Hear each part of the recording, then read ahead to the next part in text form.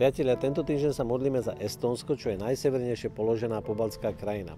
Rozlohou sú asi taký veľký ako Slovensko, ale žije tam iba 1,3 milióna obyvateľov, čo sú také dve väčšie Bratislavy na celú krajinu, takže je to tam asi dosť riedke. Čo sa týka ich umiestnenia geograficky, dôležitý pre nich rybolov, obchod s Ruskom a ruská ropa, ktorá tadiaľ preteká, ale vraj sú dobrí aj v internetovských technológiách, v bankovníctve a v telekomunikáciách.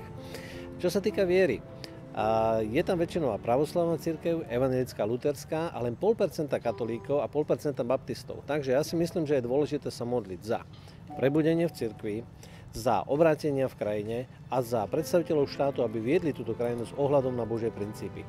Odtiaľ pochádza bývalý estonský premiér Tunna Kelam, ktorý pôsobí v Európskom parlamente a je to človek, ktorému vždy veľmi záležalo na veciach viery a stále mu záleží na tom, aby v politike sme rešpektovali Boha.